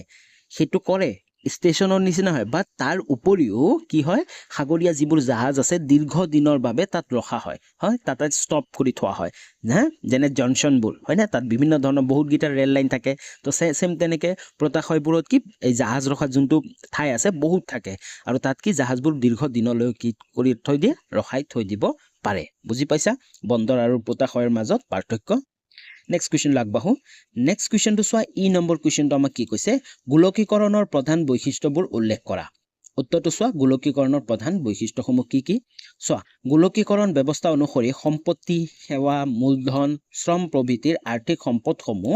এখন দেশৰ পৰা আন এখন দেশলৈ মুক্তভাৱে যাতায়াত কৰিব পাৰে নিজৰ দেশৰ উৎপাদন ব্যৱস্থাটোক বিশ্বৰ প্ৰতিযোগিতামূলক বজাৰৰ কাষ চপাই দেশীয় সম্পদ ক্ষিপ্ৰ উন্নয়ন সাধন কৰাই বিশ্বায়নৰ প্ৰধান লক্ষ্য বুজি পাইছা আৰু গোলকীকৰণৰ প্ৰধান বৈশিষ্ট্য কি যে যিকোনো এটা দেশৰ যিবোৰ সম্পদ উৎপাদন হয় যিবোৰ বস্তু উৎপাদন হয় সেইটো ব্যৱস্থাটোক বিশ্বৰ প্ৰতিযোগিতামূলক বজাৰৰ কাষ চপাই দেশীয় সম্পদৰ ক্ষিপ্ৰ উন্নয়ন সাধন কৰাই হৈছে কি গোলকীকৰণৰ প্ৰধান বৈশিষ্ট্য তাৰপিছত চোৱা ভাৰতৰ আৰ্থ সামাজিক অৱস্থাৰ পৰিসৰত বিদেশী বিনিয়োগ সহায়ক দেশৰ বিভিন্ন আৰ্থিক খণ্ডৰ উৎপাদন বৃদ্ধিৰ যোগেদি দেশখনৰ সামগ্ৰিক অৰ্থনৈতিক উন্নয়ন সাধন কৰাই বিশ্বায়নৰ প্ৰাথমিক লক্ষ্য যি বিশ্বায়ন মানে সেই গোলকীকৰণৰ প্ৰাথমিক লক্ষ্য হ'ল এইটোৱে ওকে তাৰপিছত চোৱা দ্বিতীয়তে এই বিশ্বায়নৰ যোগেদি ভাৰতৰ বহুজাতিক কোম্পানীৰ মুক্ত পৰ্দাপণ সম্ভৱ কৰি তোলা হৈছে তৃতীয়তে এই বিশ্বায়নৰ অংশীদাৰ ৰাষ্ট্ৰ হিচাপে ভাৰতৰ বহুতো কোম্পানীৰ পক্ষে আন ৰাষ্ট্ৰৰ অৰ্থনৈতিক পৰিক্ৰমাবোৰত নিজ নিজ সূত্ৰ অনুসৰি অংশগ্ৰহণৰ পথ প্ৰশস্ত হৈছে চতুৰ্থত এই নীতি অনুসৰি ভাৰতৰ বজাৰমুখী বিদেশজাত আমদানি দ্ৰব্যৰ পৰিমাণ বৃদ্ধি পোৱাৰ লগতে এনে দ্ৰব্যৰ ওপৰত আমদানি শুল্ক হাৰত পাইছে ওকে বুজি পালা নেক্সট কুৱেশ্যন লাগবাহু নেক্সট কুৱেশ্যনটো চোৱা এফ নম্বৰ কুৱেশ্যনটো আমাক কি কৈছে প্ৰদূষণ আৰু প্ৰদূষকৰ মাজত পাৰ্থক্য দেখুওৱা হয় প্ৰদূষণ কাক বোলে আৰু প্ৰদূষক কাক বোলে হয় এই দুটা আমি পাইছিলো প্ৰদূষণ চোৱা উত্তৰটো চোৱা ঘাইকৈ মানুহৰ কাম কাজৰ ফলত মাটি পানী বায়ু আৰু জীৱমণ্ডলৰ অন্তত এটা উপাদানৰ গুণগত মানদণ্ড স্থানীয় অথবা আঞ্চলিক পৰিসৰত চকুত লগা মাত্ৰা কমি যোৱা অৱস্থাটোক প্ৰদূষণ বোলে হয় প্ৰদূষণ কি যেনেকে মানুহৰ যিকোনো কাৰ্যকলাপৰ দ্বাৰা বা বিভিন্ন ধৰণৰ কাৰ্যকলাপৰ দ্বাৰা যি পানী মাটি বায়ু আদিবোৰ যি হয় প্ৰদূষণ হয় তাকে প্ৰদূষণ বুলি কোৱা হয় বা দূষিত হয় তাকে কি বুলি কোৱা হয় প্ৰদূষণ বুলি কোৱা হয় আনহাতে প্ৰদূষক কাক বোলে চোৱা আনহাতে যিবোৰ অনাৱশ্যকীয় পদাৰ্থ অথবা শক্তিয়ে প্ৰদূষণ সৃষ্টি কৰে সেইবোৰক প্ৰদূষক বোলা হয় আনহাতে প্ৰদূষক কাক বোলে যিবোৰ অনাৱশ্যকীয় পদাৰ্থ অথবা শক্তিয়ে প্ৰদূষণ সৃষ্টি কৰে সেইবোৰকহে কি বুলি কোৱা হয় প্ৰদূষক বুলি কোৱা হয় তো মনত ৰাখিবা প্ৰদূষণ আৰু প্ৰদূষক এই দুটা বেলেগ বেলেগ বস্তু প্ৰদূষণ মানে যিটো সমস্যা হৈ আছে এইটো প্ৰদূষণ বুলি ক'ব আনহাতে প্ৰদূষক কি ক'ব যিটো বস্তুৱে প্ৰদূষণ সৃষ্টি কৰিছে সেইটোক প্ৰদূষক বুলি ক'ব ওকে নেক্সট কুৱেশ্যন লাগবাহো নেক্সট কুৱেশ্যনটো চোৱা জি নম্বৰটো কুৱেশ্যনটো আমাক কি কৈছে 51 নং হয় 51 নং ৰাষ্ট্ৰীয় ঘাইপথৰ কাষত থকা 6টা প্ৰধান নগৰৰ নাম তালিকা প্ৰস্তুত কৰা উত্তৰটো চোৱা 51 নং যি ৰাষ্ট্ৰীয় ঘাইপথ আছে তাৰ কাষত থকা 6টা প্ৰধান নগৰৰ নাম তালিকা উল্লেখ কৰা চোৱা কি হ'ব ভৱনগড় দ্বাৰকা ভগত পুৰবন্দৰ নবীন্দন আৰু সোমনাথ ওকে নেক্সট কুৱেশ্যনটো চোৱা এইচ নম্বৰটো কি দিছে উত্তৰ পূব ভাৰতৰ 6খন প্ৰশাসনীয় চহৰৰ নাম লিখা আমাৰ যি উত্তৰ পূব ভাৰত আছে উত্তৰ পূৰ্বাঞ্চল আছে উত্তৰ পূৰ্বাঞ্চলৰ 6খন প্ৰশাসনীয় চহৰৰ নাম লিখিব দিছে উত্তৰটো চোৱা উত্তৰ পূব ভাৰতৰ 6খন মুখ্য প্ৰশাসনীয় চহৰ হ'ল গুৱাহাটী শিলং ইটানগৰ ইম্ফল কোহিমা আৰু আইজল ওকে বুজি পালা নেক্সট কুৱেশ্যন লাগবহু নেক্সট কুৱেশ্যনটো চোৱা আই নম্বৰ কুৱেশ্যনটো আমাক কি কৈছে মানুহৰ স্বাস্থ্যৰ ওপৰত জল প্ৰদূষণৰ প্ৰভাৱ উল্লেখ কৰা হয় মানুহৰ স্বাস্থ্যৰ ওপৰত এই জল প্ৰদূষণে যে পানী প্ৰদূষণ হয় পানী প্ৰদূষণে মানুহৰ স্বাস্থ্যৰ ওপৰত কেনে ধৰণে প্ৰভাৱ পেলায় তাৰ কথা আমাক লিখিব দিছে উল্লেখ কৰিব দিছে উত্তৰটো চোৱা ক নম্বৰটো কি কৈছে পানীত বৃদ্ধি হোৱা ৰোগজনক জৰিয়তে হোৱা বেমাৰ কিছুমান হ'ল টাইফয়েড জ্বৰ কলেৰা আদি এইবিলাক বীজাণু প্ৰদূষিত পানীৰ বৃদ্ধি হয় হয় এইবোৰ বেমাৰ মানুহৰ হয় কিহৰ পৰা পানীৰ পৰা বৃদ্ধি হয় খ নম্বৰটো আমাক কি দিছে প্ৰদূষিত পানীত থকা মাৰ্কাৰী হয় আৰ্ছেনিকৰ দৰে যৌগবিলাক অতিকে বিষাক্ত আৰু সেইবিলাক স্নায়ুতন্ত্ৰৰ ক্ৰিয়া কৰে ক নম্বৰটো আমাক কি কৈছে যতে ততে শৌচ প্ৰস্ৰাৱ কৰা জাবৰ জোথৰ দম কৰি থৈ পিছত পুখুৰী নৈ বিল জান-জুৰি আদিত পেলাই দিয়াৰ বাবেও পানী দূষিত হয় সেই পানী যেতিয়া মাটিৰ বিন্দাই দি নিগৰি গৈ ভূগৰ্ভত পৰে সেই পানীকে মানুহে নলী নাদ বহুৱাই উলিয়াই আনি ব্যৱহাৰ কৰে যাৰ ফলত বিভিন্ন বেমাৰ হোৱা দেখা যায় হয় কি কৈছে মানুহে যতে ততে শৌচ প্ৰস্ৰাৱ কৰা হয় আৰু জাবৰ জোথৰ দম কৰি পিছত পুখুৰী নৈ বিল জান-জুৰি আদিত পেলাই দিয়াৰ বাবেও পানী দূষিত হয় হয় সেই পানী যেতিয়া মাটিৰ বিন্দাৰে নিগৰি ভূগৰ্ভৰ তললৈ যায় তাৰ পিছত মানুহে কি নলী বহুৱাই বা কল বহুৱাই দমকল বহুৱাই কি সেই পানীবোৰ উলিয়াই খায় তাৰ সেই পানীবোৰ কি বিষাক্ত হৈ থাকে তাৰপিছত ঘ নম্বৰটো কি কৈছে উদ্যোগৰ পৰা নিৰ্গম হোৱা বিষাক্ত দ্ৰব্য নদীত পেলাই দিয়াৰ ফলত মানুহৰ বিভিন্ন ধৰণৰ বেমাৰ আজাৰ হোৱা দেখা যায় হয় যি উদ্যোগসমূহ আছে উদ্যোগসমূহৰ পৰা যি বিষাক্ত ৰাসায়নিক সাৰ হওক গেছ হওক যিবোৰ আৱৰ্জনা ওলায় সেইবোৰ কি নদীসমূহত পেলাই দিয়া হয় তাৰ ফলত নদীসমূহৰ কি পানীটো দূষিত হৈ যায় আৰু মানুহে যেতিয়া সেই নদীৰ পানীটো খাব বা সেই নদীত গা ধুব হয় সেই নদীৰ পানী যেতিয়া ব্যৱহাৰ কৰিব তেতিয়া কি বিভিন্ন ধৰণৰ বেমাৰ আজাৰ হোৱা দেখা যায় ওকে তো আশা কৰো তোমালোকে এই কুৱেশ্যনটো তোমালোকে বুজি পাইছা 5 নম্বৰ কুৱেশ্যনটো চোৱা 5 নম্বৰ কুৱেশ্যনটো আমাক কি কৈছে তলত দিয়া প্ৰশ্নসমূহৰ উত্তৰ দিয়া হয় প্ৰতিটো প্ৰশ্নৰ কাৰণে আমাৰ 5 মাৰ্ক আছিল আৰু 3টা আমাক লিখিব দিছিল কিন্তু আচলতে অপচন আমাক 4টা দিছিল 4টাৰ পৰা 3টা লিখিব দিছিল টোটাল মাৰ্ক আছিল 15 ওকে তো আমি গোটে 4টাই আলোচনা কৰিম কুৱেশ্যন নম্বৰ এ টো আমাক কি দিছে সময়ৰ খুঁটত মানৱ ভূগোল কিদৰে অগ্ৰসৰ হৈছে ব্যাখ্যা কৰা এই যে সময়ৰ খুঁট সময়ে যে মানৱ ভূগোলটো কেনেদৰে মানে ডেভেলপ হৈছে কেনেদৰে অগ্ৰসৰ হৈছে তাৰ কথা আমাক ব্যাখ্যা কৰিব দিছে উত্তৰটো চোৱা গতিশীল সময়ৰ লগে লগে ভূগোল বিজ্ঞানৰ অন্যান্য শাখাৰ লগতে মানৱ ভূগোলৰ অধ্যয়ন আৰু চিন্তা চৰ্চাৰো যথেষ্ট পৰিৱৰ্তন ঘটিছে হয় ভূগোলৰ আন যিমানবোৰ শাখা আছে তাৰ লগতে যি মানৱ ভূগোলৰ আছে মানৱ ভূগোলৰ কি চিন্তা চৰ্চাৰ যথেষ্ট পৰিৱৰ্তন ঘটিছে কেনেকৈ ঘটিছিল আমি গোটেইখিনি চাম চোৱা প্ৰাকৃতিক পৰিৱেশৰ লগত মানুহৰ অভিযোজন আৰু সমযোজন প্ৰক্ৰিয়া আৰম্ভ হোৱাৰ পৰা মানৱ ভূগোল আৰম্ভ হোৱা বুলি অনুমান কৰিব পাৰি মানৱ ভূগোল কেতিয়া আৰম্ভ হৈছিল প্ৰাকৃতিক পৰিৱেশৰ লগত মানুহৰ অভিযোজন আৰু সমযোজন প্ৰক্ৰিয়া যেতিয়াৰ পৰা আৰম্ভ হৈছিল তেতিয়াৰ পৰাই কি মানৱ ভূগোলৰ আৰম্ভণি বুলি অনুমান কৰিব পাৰি সেয়েহে আৰু পৰিৱেশৰ মাজত গঢ় লোৱা পৰিৱৰ্তনশীল সম্পৰ্কটোক কেন্দ্ৰ কৰি মানৱ ভূগোলৰ চৰ্চাৰো যুগানুক্ৰমিক পৰিৱৰ্তন হৈ আহিছে। তাৰপিছত কি কৈছে, সেয়ে মানৱ আৰু পৰিৱেশৰ মাজত গঢ় লৈ উঠা পৰিৱৰ্তনশীল সম্পৰ্কটোক কেন্দ্ৰ কৰি মানৱ ভূগোলৰ চৰ্চাৰো যুগানুক্ৰমিকভাৱে পৰিৱৰ্তন হৈ আহিছে। বুজি পালা? তাৰপিছত কি কৈছে চোৱা, প্ৰাচীন কালত পৃথিৱীৰ বিভিন্ন অঞ্চলৰ মাজত পৰিবহণ আৰু যোগাযোগ ব্যৱস্থা দুৰ্বল থকা হেতুকে এটা অঞ্চলৰ মানুহৰ আচাৰ ব্যৱহাৰ, ৰীতি নীতি, ধ্যান ধাৰণাৰ বিষয়ে আন এটা অঞ্চলৰ মানুহে খুব কমেই জানিব পাৰিছিল। হয়, প্ৰাচীন কালত যেতিয়া যোগাযোগ ব্যৱস্থা নাছিলে, যে এটা ঠাইৰ মানুহ আন এটা ঠাইৰ মানুহৰ লগত যোগাযোগ নাছিলে, হয়, যোগাযোগ নাথাকাৰ কাৰণে কি হৈছিল, যে সেই ঠাইৰ দুইখন ঠাইৰ মানুহৰ যি আচাৰ ব্যৱহাৰ আছিল, যি ৰীতি নীতি আছিল, যি ধ্যান ধাৰণা আছিল, মানুহে কি হৈছে জনাই নাছিল। তাৰপিছত চোৱা, যেতিয়াৰ পৰা মানুহে পৰ্যটক হিচাপে এঠাইৰ পৰা আন ঠাইলৈ ভ্ৰমণ কৰিবলৈ আৰম্ভ কৰিলে আৰু আক্ৰমণকাৰীয়ে দিগ্বিজয় পাতনি মেলিবলৈ ল'লে, সেই সময়ৰ পৰাই একাধিক অঞ্চলৰ মাজত সামাজিক, সাংস্কৃতিক আৰু অৰ্থনৈতিক ভাৱধাৰাৰ বিনিময় হৈছে।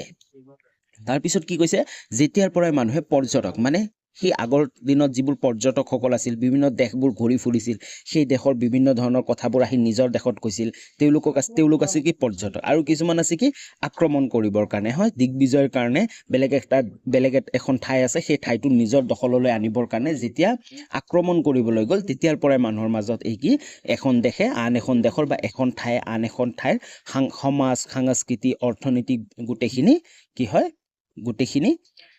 জানিব পাৰিলে আৰু তেওঁলোকৰ মাজত কি ভাৱধাৰাৰ বিনিময় হৈছে। তাৰপিছত চোৱা, উদাহৰণস্বৰূপে আলেকজেণ্ডাৰৰ দিগ্বিজয় ফলস্বৰূপে গ্ৰীচ আৰু মধ্যপ্ৰাচ্যৰ লগত ভাৰতবৰ্ষৰ সাংস্কৃতিক যোগসূত্ৰ স্থাপন হৈছিল। উদাহৰণ দিছে যেনে আলেকজেণ্ডাৰৰ দিগ্বিজয়ৰ ফলস্বৰূপে গ্ৰীচ আৰু মধ্যপ্ৰাচ্যৰ লগত ভাৰতবৰ্ষৰ সংস্কৃতিৰ যোগসূত্ৰ স্থাপন হৈছিল। তাৰপিছত চোৱা, সেইদৰে আল বেৰুনিয়ে ভাৰত ভ্ৰমণ অভিজ্ঞতাসমূহ সন্নিৱিষ্ট কৰি কিতাবুল হিন্দ ৰচনা কৰিছিল। হয়, যি আল বেৰুনি আছিল, তেওঁ যেতিয়া ভাৰত ভ্ৰমণ কৰিছিল, তেওঁৰ গোটেই অভিজ্ঞতাখিনি তেওঁ এখন কিতাপলৈ পৰিণত কৰিছিল, মানে এটা কিতাপ লিখিছিল, সেই কিতাপটোৰ নাম হ'ল কিতাবুল হিন্দ ৰচনা কৰিছিল। তাৰপিছত কি কৈছে, আৰু হিউৱেন চাঙে ভাৰতবৰ্ষ ভ্ৰমণ কৰি বিভিন্ন টোকা লিখি থৈ যোৱাৰ লগতে CUK গ্ৰন্থখনো লিখিছিল। হয়, তাৰপিছত চোৱা, পঞ্চদশ শতিকাৰ দ্বিতীয়াৰ্ধৰ পৰা পৰ্তুগাল, ফ্ৰান্স, স্পেইন প্ৰভৃতি দেশসমূহৰ সামুদ্ৰিক অভিযানৰ ফলস্বৰূপে আমেৰিকা, অষ্ট্ৰেলিয়া, এণ্টাৰ্কটিকা প্ৰভৃতিৰ মহাদেশৰ ভূভাগ আৱিষ্কাৰ হয়। তাৰপিছত কি হৈছে, পঞ্চদশ শতিকাৰ দ্বিতীয়াৰ্ধৰ পৰা পৰ্তুগাল, ফ্ৰান্স, স্পেইন প্ৰভৃতি দেশসমূহে যেতিয়া সামুদ্ৰিক অভিযানবোৰ আৰম্ভ কৰিলে, অভিযানবোৰ আৰম্ভ কৰাৰ ফলত কি হৈছিল, আমেৰিকা, অষ্ট্ৰেলিয়া, এণ্টাৰ্কটিকা এইকেইখন যি মহাদেশীয় ভূভাগ আছে, এই ভূভাগৰ আৱিষ্কাৰ হৈছিল। তাৰপিছত চোৱা, পৃথিৱীৰ প্ৰধান সমুদ্ৰ পথবোৰ এনে অভিযানসমূহৰ ফলতে আৱিষ্কাৰ হৈছিল। আৰু পৃথিৱীৰ যিমানবোৰ সমুদ্ৰ পথ আছে, হয় নাই, বিভিন্ন ধৰণৰ সমুদ্ৰ পথ আছে, সমুদ্ৰ পথবোৰো এই অভিযানৰ দ্বাৰাই আৱিষ্কাৰ হৈছিল। এনেবোৰ অভিযানৰ ফলতে সদ্য আৱিষ্কৃত দেশ সম্বন্ধীয় ভৌগোলিক বিৱৰণ ৰচনা পৰম্পৰা আৰম্ভ হয়। তদুপৰি সীমাবদ্ধ সম্পদৰ নিৰ্ভৰশীল হৈ থকা কেইবাখনো ইউৰোপীয় ৰাষ্ট্ৰই নতুনকৈ আৱিষ্কাৰ হোৱা মহাদেশসমূহত ঔপনিৱেশ স্থাপন কৰি সম্পদ প্ৰকৰণ কাৰ্য আৰম্ভ কৰে। এনেদৰে মানৱ ভূগোলৰ বিকাশৰ সূচনা হয়। শেহতীয়াভাৱে বিজ্ঞান আৰু প্ৰযুক্তিবিদ্যাৰ উন্নতিয়ে মানৱ ভূগোলৰ গতিধাৰা উন্নতি আৰু বিকাশৰ যথেষ্ট অৰিহণা যোগাইছে। আৰু শেহতীয়াভাৱে যি বিজ্ঞান আৰু প্ৰযুক্তিবিদ্যাৰ উন্নতি হৈছে, এই উন্নতিয়ে মানৱ ভূগোলৰ গতিধাৰা উন্নতি আৰু বিকাশত যথেষ্ট অৰিহণা যোগাইছে। অ'কে, বুজি পালা তোমালোকে? আশা কৰোঁ তোমালোকে এই কুৱেশ্যনটো বুজি পালা আৰু তোমালোকে লিখিব পাৰিবা এক্সামত। অ'কে, নেক্সট কুৱেশ্যনলৈ আগবাঢ়ো। নেক্সট কুৱেশ্যন চোৱা, বি নম্বৰ কুৱেশ্যনটো আমাক কি কৈছে, স্থানান্তৰিত কৃষি আৰু স্থায়ী কৃষিৰ প্ৰধান বৈশিষ্ট্যবোৰ উল্লেখ কৰা। হয়, প্ৰশ্নটো চাই আমি গম পাই গ'লো যে স্থানান্তৰিত কৃষি মানে স্থান সলনি কৰা কৃষি, আৰু স্থায়ী কৃষি মানে এটা নিৰ্দিষ্ট স্থানতে কৰি থকা কৃষি। অ'কে, তো উত্তৰটো চোৱা, প্ৰথমে আমি পঢ়িম স্থানান্তৰিত কৃষিৰ বৈশিষ্ট্যসমূহ। অ'কে, 6 নম্বৰটো চোৱা, স্থানান্তৰিত কৃষিৰ বৈশিষ্ট্যবোৰ। স্থানান্তৰিত কৃষি প্ৰণালীত পাহাৰৰ কোনো এখন অঞ্চলৰ হাবি কাটি জ্বলাই লৈ সেই মাটিত খেতি কৰা হয়, যেনে জুম খেতি এটা হয়। স্থানান্তৰিত কৃষি কি কৰা হয় পাহাৰৰ যিকোনো এডোখৰ ঠাইত জংগলবোৰ কাটি হাবিবোৰ কাটি তাত জ্বলাই লৈ তাত খেতি কৰা হয় খ নম্বৰটো চোৱা এই কৃষি প্ৰণালীত প্ৰাচীন সা-সঁজুলিৰ সহায়ত মাটি সামান্যভাৱে কৰ্ষণ কৰি বীজ সিঁচৰিত শস্য খেতি কৰা হয় আৰু এই কৃষি প্ৰণালীত কি কৰা হয় যি প্ৰাচীন সা-সঁজুলি আছে ন সেই প্ৰাচীন সা-সঁজুলিৰ ব্যৱহাৰ কৰা হয় আৰু মাটিখিনি সামান্য কাটি লোৱা হয় ওকে গ নম্বৰটো আমাক কি কৈছে স্থানান্তৰিত কৃষি প্ৰণালীৰ প্ৰধানকৈ জনজাতীয় লোকসকলৰ মাজত প্ৰচলিত আৰু এই কৃষি বেছিকে জনজাতীয় লোকসকলৰ মাজতহে প্ৰচলিত তাৰপিছত ঘ নম্বৰটো আমাক কি কৈছে এই কৃষি পদ্ধতিত নাঙলৰ ব্যৱহাৰ নহয় মনত ৰাখিবা যি স্থানান্তৰিত কৃষি আছে এই কৃষিত নাঙলৰ ব্যৱহাৰ নহয় ঙ নম্বৰটো চোৱা কি কৈছে এই কৃষি পদ্ধতিত একেধাৰে 2ৰ পৰা 3 বাৰ শস্য উৎপাদন কৰাৰ পাছত মাটিৰ উৰ্বৰতা ক্ষিপ্ৰ গতিত কমি যায় ফলত কৃষকে কৃষি ক্ষেত্ৰ আন ঠাইলৈ স্থানান্তৰিত কৰিব লগা হয় অৰ্থাৎ একেডোখৰ মাটিত 2 বছৰ বা 3 বছৰতকৈ অধিক কাল কৃষি কাৰ্য কৰিব নোৱাৰে তাৰপিছত কি কৈছে এই ঠাইত যোনটো ঠাইত মানে পাহাৰৰ ঠাইবোৰত কি হয় আচলতে যি কৃষি কৰিলে 1 বা 2 বছৰ পিছত সেই মাটিটোৰ যি উৰ্বৰতা শক্তি আছে উৰ্বৰতা শক্তি কমি যায় তাৰ কাৰণে নেক্সট যদি 2-3 বছৰ পিছত আকৌ খেতি কৰিব বিচাৰে সেম ঠাইত তেনেহলে খেতি কি ভাল নহয় তাৰ কাৰণে তেওঁলোকে কি কৰে কৃষকসকলে স্থানটো সলনি কৰি লয় তাৰ পৰাই নাম আহিছে যে স্থানান্তৰিত কৃষি বুজি পালা প্ৰথম 6 নম্বৰটো চোৱা কি কৈছে স্থানান্তৰিত কৃষিৰ উৰ্বৰতাৰ বাবে কোনো ৰাসায়নিক সাৰ প্ৰয়োগ কৰা নহয় আৰু এই স্থানান্তৰিত কৃষিত মাটিৰ উৰ্বৰতা শক্তি বঢ়োৱাৰ কাৰণে কোনো ধৰণৰ সাৰ ৰাসায়নিক একো প্ৰয়োগ কৰা নহয় নেক্সট চোৱা স্থায়ী কৃষিৰ বৈশিষ্ট্য হয় এতিয়া আমি স্থায়ী কৃষিৰ বৈশিষ্ট্যবোৰ পঢ়িম ক নম্বৰটো চোৱা স্থায়ী কৃষি পদ্ধতিত নাঙল আৰু জন্তুৰ বল স্থায়ী কৃষিত প্ৰধান আহিলা স্থায়ী কৃষিৰ প্ৰধান আহিলা কি নাঙল আৰু জন্তুৰ বল হয় গৰু দি আমি যি হাল বাও হয় না নাঙলৰ ব্যৱহাৰ কৰি হাল বাও এটো হল কি প্ৰধান আহিলা খ নম্বৰটো আমাক কি কৈছে জলসিঞ্চন উন্নত বীজ আৰু উন্নত প্ৰযুক্তি প্ৰয়োগ কৰি এই কৃষি প্ৰণালীত অতি সীমিত হয় আৰু জলসিঞ্চন তাৰ উপৰি উন্নত বীজ আৰু উন্নত প্ৰযুক্তিবিদ্যা প্ৰয়োগ কৰা হয় গ নম্বৰটো চোৱা এই কৃষি প্ৰণালী পৰিয়াল কেন্দ্ৰিক হোৱা দেখা যায় হয় এই কৃষি প্ৰণালীটো পৰিয়াল কেন্দ্ৰিক হোৱা দেখা যায় অৰ্থাৎ নিজ পৰিয়ালৰ বাবে প্ৰয়োজনীয় খাদ্য আৰু সামান্য পৰিমাণৰ কেঁচামাল জাতীয় শস্যহে উৎপাদন কৰা হয় ঘ নম্বৰটো চোৱা কি কৈছে এই কৃষি পদ্ধতি শস্য ক্ষেত্ৰত কি প্ৰণয়ৰ শস্য কিমান সফলতাৰে উৎপাদন কৰিব পৰা যায় সেই দিশটো প্ৰায় এৰাই চলা দেখা যায় কৃষকসকলে পূৰ্বানুক্ৰমে ব্যৱহাৰ কৰি অহা পদ্ধতিসমূহে অনুসৰণ কৰে নেক্সট চোৱা ঙ নম্বৰটো কি কৈছে এই পদ্ধতিত ব্যৱহাৰ কৰা ভূমিখণ্ডবোৰ আকাৰত নিচে সৰু হয় বুজি পাইছা যে স্থানান্তৰিত কৃষি আৰু স্থায়ী কৃষি ওকে বুজি পালা নেক্সট কুৱেশ্যন লাগবাহু নেক্সট কুৱেশ্যনটো চোৱা সি নম্বৰ কুৱেশ্যনটো আমাক কি কৈছে সাগৰীয় বন্দৰসমূহ আন্তঃৰাষ্ট্ৰীয় বাণিজ্যৰ দুৱাৰমুখ কিদৰে হ'ব পাৰে হয় যি সাগৰীয় বন্দৰসমূহ আছে এই বন্দৰসমূহক আন্তঃৰাষ্ট্ৰীয় বাণিজ্যৰ দুৱাৰমুখ বুলিও কোৱা হয় কিন্তু আমাক কুৱেশ্যনটো সুধিছে যে সাগৰীয় বন্দৰসমূহ আন্তঃৰাষ্ট্ৰীয় বাণিজ্যৰ দুৱাৰমুখ কিদৰে হ'ব পাৰে দুইটাৰ উত্তৰ সেম হ'ব তোমালোকৰ হয়তো এনেকৈ আহিব পাৰে যে সাগৰীয় বন্দৰসমূহ আন্তঃৰাষ্ট্ৰীয় বাণিজ্যৰ দুৱাৰমুখ তোমালোকে বহলাই লিখা এনেকৈ আহিব পাৰে উত্তৰটো চোৱা ভাৰতৰ অধিকাংশ আন্তঃৰাষ্ট্ৰীয় বাণিজ্যিক লেনদেন সমুদ্ৰপথ আৰু বিমান পথেৰে সম্পাদন কৰা হয় হয় ভাৰতবৰ্ষৰ বেছিভাগ যিমানবোৰ আন্তৰ্জাতিক বাণিজ্য আছে এই বাণিজ্য সমুদ্ৰপথ আৰু বিমান পথেৰে কি কৰা হয় সম্পাদন কৰা হয় পাকিস্তান নেপাল ভূটান আৰু বাংলাদেশৰ লগত অতিশয় নগণ্য পৰিমাণৰ বাণিজ্যহে স্থলপথেৰে সম্ভৱ হয় গতিকে পৃথিৱীৰ বাকীবোৰ দেশৰ লগত বৈদেশিক লেনদেনৰ বেলিকা ভাৰতে ঘাইকৈ দেশৰ মূল ভূভাগৰ 6100 কিলোমিটাৰ দীঘল উপকূল ৰেখাৰ ওপৰত অৱস্থিত বিভিন্ন বন্দৰগাহ সুবিধা গ্ৰহণ কৰে হয় ভাৰতবৰ্ষ কি পাকিস্তান নেপাল ভূটান আৰু বাংলাদেশৰ লগত অতিশয় নগণ্য পৰিমাণৰ বাণিজ্যিক লেনদেন যি স্থলপথেৰে সম্ভৱ হয় আৰু পৃথিৱীৰ বাকীবোৰ যিমানবোৰ দেশ আছে ন সেই দেশবোৰৰ লগত যেতিয়া লেনদেন কৰে বা বাণিজ্যিক আন্তঃৰাষ্ট্ৰীয় বাণিজ্য কৰে বেছিকে ভাৰতবৰ্ষই কিহৰ ওপৰত নিৰ্ভৰশীল হৈ থাকে যে ভাৰতবৰ্ষৰ যি ভূভাগৰ 6100 কিলোমিটাৰ যি দীঘল উপকূলীয় ৰেখা অঞ্চল আছে ন সেই অঞ্চলৰ ওপৰত অৱস্থিত বিভিন্ন ধৰণৰ বন্দৰগাৰ ওপৰতে কি কৰে নিৰ্ভৰশীল হৈ থকা দেখা যায় তাৰপিছত চোৱা ভাৰতৰ উপকূলত অৱস্থানত 12টা বৃহৎ বন্দৰৰ উপৰিও প্ৰায় 200টা ক্ষুদ্ৰ আৰু মজলীয়া আকাৰৰ বন্দৰ আছে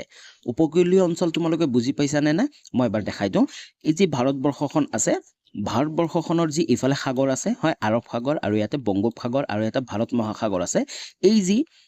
যি অঞ্চলটো যি একেবাৰে সাগৰৰ লগৰ অঞ্চলটো এই অঞ্চলটোকে কোৱা হয় উপকূলীয় অঞ্চল হয় আৰু এই উপকূলীয় অঞ্চলতে বহুত কেইটা কমেও কিমান আছে 12টা বৃহৎ বন্দৰ আছে আৰু 200টা ক্ষুদ্ৰ আৰু মজলীয়া বন্দৰ আছে বুজি পাইছা ভাৰতৰ উপকূলত অৱস্থানত বন্দৰ গঢ়ি উঠাৰ পৰম্পৰা প্ৰাক ঐতিহাসিক গীতে আৰম্ভ হৈছে প্ৰাচীন কালৰ পৰা ই ভাৰতৰ উপকূলৰ ভালেমান বন্দৰ গঢ়ি উঠিছিল যদিও আধুনিক নাচৰ প্ৰতিটো বন্দৰে বিগত 300 বছৰৰ ভিতৰত ব্ৰিটিছ ঔপনিৱেশীয় আৰ্হিৰে পুনৰ গঠন হোৱা বুলিয়ে ক'ব পাৰি ব্ৰিটিছসকলে ভাৰতৰ বন্দৰসমূহক ইহঁতৰ নিজ প্ৰাচ্যভূমি এলেকাৰ সম্পদ সংগ্ৰহ কেন্দ্ৰ ৰূপে গঢ়ি তুলিছিল আৰু এই যিমানবোৰ বন্দৰ আছে বেছিভাগ ব্ৰিটিছসকলে গঢ়ি তুলিছিল মানে যোন ঠাইত যি সম্পদবোৰ পোৱা গৈছিল সেই সম্পদৰ ওপৰত ভিত্তি কৰি সেই ঠাইবোৰত বন্দৰবোৰ গঢ়ি তুলিছিল সেয়েহে প্ৰতিটো প্ৰধান বন্দৰৰ পৰা বৃক্ষৰূপী মৰ্হিত ৰেলপথৰ সম্প্ৰসাৰণ ঘটোৱা হৈছিল ভাৰতৰ সৰ্বমুঠ 12টা বৃহৎ বন্দৰেদি কাৰ্যত 75% সামুদ্ৰিক যাতায়াত সম্পাদন হোৱা দেখা যায় 75% যিমানবোৰ যাতায়াত আছে এই বন্দৰবোৰৰ দ্বাৰাই হোৱা দেখা যায় এনেস্থলত এনেবোৰ বন্দৰৰ প্ৰকাৰ্য পৰিসৰ বৃদ্ধি পাইছে তাৰপিছত চোৱা ওপৰৰ আলোচনাৰ পৰা দেখা যায় যে ঐতিহাসিক কালৰ পৰা বৰ্তমান সময়লৈকে ভাৰতৰ আন্তৰ্জাতিক বাণিজ্যসমূহ সমুদ্ৰ পথেৰে সম্পাদন হৈ আহিছে সেয়ে সামুদ্ৰিক বন্দৰসমূহক আন্তঃৰাষ্ট্ৰীয় বাণিজ্যৰ প্ৰৱেশদ্বাৰ বুলি ক'ব পাৰি তো আমি ইয়াৰ পৰাই চালো যে এই পুৰণি কালৰ পৰাই ভাৰতবৰ্ষৰ যিমানবোৰ বাণিজ্য বেছিভাগ 75% কি হৈ আছে এই বন্দৰৰ ওপৰত নিৰ্ভৰ কৰি আছে বন্দৰসমূহৰ ওপৰত নিৰ্ভৰ কৰি আছে মানে সমুদ্ৰ পথৰ ওপৰত নিৰ্ভৰ কৰি আছে তাৰ কাৰণে ক'ব পাৰি কি যে সেই সামুদ্ৰিক বন্দৰসমূহক আন্তঃৰাষ্ট্ৰীয় বাণিজ্যৰ প্ৰৱেশদ্বাৰ বুলিব পাৰি ওকে বুজি পালা তোমালোকে নেক্সট কুৱেশ্যন আগবাঢ়ো নেক্সট কুৱেশ্যনটো চোৱা ডি নম্বৰ কুৱেশ্যনটো আমাক কি কৈছে ভাৰতবৰ্ষৰ এখন নক্সা মেপ আঁকি তলত দিয়া স্থান আৰু নদীসমূহ বহুৱা হয় তোমালোকে যদি ভাৰতৰ মেপটো আঁকিব নোৱাৰা আচলতে তোমালোকৰ 4টা কুৱেশ্যন আহিব 4টা কুৱেশ্যনৰ ভিতৰত তোমালোকে যিকোনো 3টা লিখিব লাগে হয় যিকোনো 3টা লিখিব লাগে কিছুমানে ভাবে যে মেপটো আঁকিব টান পাম আমি 3টা কুৱেশ্যনে লিখি দিম উত্তৰে লিখি দিম ভুল নকৰিবা এইটো ভুল কৰা হয় আচলতে তুমি ভূগোলত যিমান লিখিবা তোমাৰ মাৰ্ক সম্পূৰ্ণ মাৰ্ক তুমি পাব বুলি সেইটো আশা নকৰিবা কাৰণ মেপটো আঁকিবা কাৰণ যদি তোমাৰ মেপটো আঁকা ভাল হয় আৰু যিমানবোৰ ঠাই বহাব আহে ন এই ঠাইবোৰ যদি তুমি বহাই দিয়া তেনেহলে তুমি পাছৰ ভিতৰতে পাছ পাব পাৰিবা তো তোমালোকে যি ইণ্ডিয়াৰ মেপটো আছে ইণ্ডিয়াৰ মেপটো প্ৰেক্টিছ কৰি থাকিবা যদি তোমালোকে সহজতে কেনেকৈ আঁকিব লাগে যদি তোমালোকে শিকিব বিচাৰা তেনেহলে ডেসক্ৰিপচনত চোৱা ইণ্ডিয়া মেপ ইজি টেকনিক বুলি এটা